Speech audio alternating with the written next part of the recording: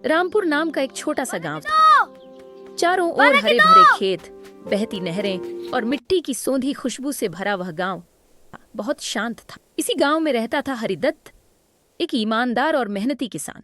उसके पास ज्यादा जमीन नहीं थी, न ही धन दौलत, लेकिन उसके पास जो था वह था उसका साफ दिल और सच्चाई से भरा जीवन।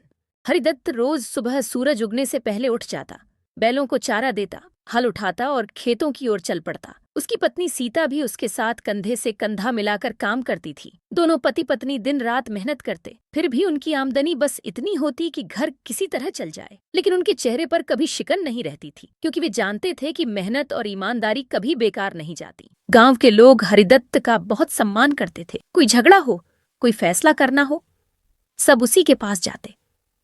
वह हमेशा सच का साथ देता, चाहे सच उसके अपने नुकसान में ही क्यों ना हो। एक साल गांव में भयंकर सूखा पड़ा।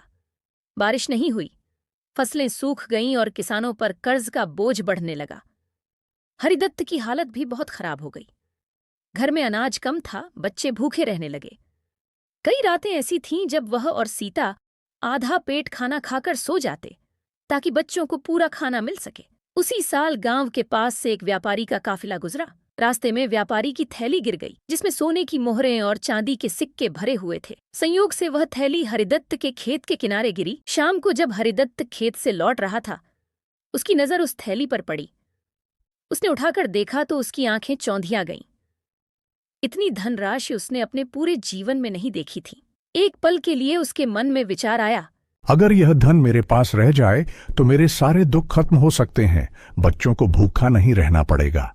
लेकिन अगले ही पल उसके भीतर का ईमानदार इंसान जाग उठा। उसने मन ही मन कहा, यह धन मेरा नहीं है। अगर मैं इसे रख लूं तो मेरी मेहनत बेईमानी में बदल जाएगी। वह थैली लेकर सीधे गांव के चौपाल पर पहुंचा और जोर से आवाज लगाई, क्या किसी की थैली गुम हुई है? थोड़ी देर में वही व्यापारी घबराया हुआ वहां आया। थैली देखकर उसकी आंखों में खुशी के आंसू आ गए।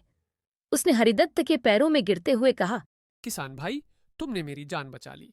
यह धन मेरे व्यापार का है। अगर यह खो जाता तो मैं बर्बाद हो जाता। व्यापारी ने हरिदत्त को इनाम के रूप में सोने की कुछ मोहरें देनी चाहिए, लेकिन हरिदत्त ने विनम्रता से मना कर दिया। व्यापारी हरिदत्त की ईमानदारी से बहुआज के जमाने में ऐसी सच्चाई दुर्लभ है। तुम इनाम नहीं लोगे, लेकिन मैं तुम्हारी मदद जरूर करूंगा। कुछ दिनों बाद व्यापारी ने हरिदत्त के लिए अच्छे बीज, खाद और खेती के औजार भिजवाए।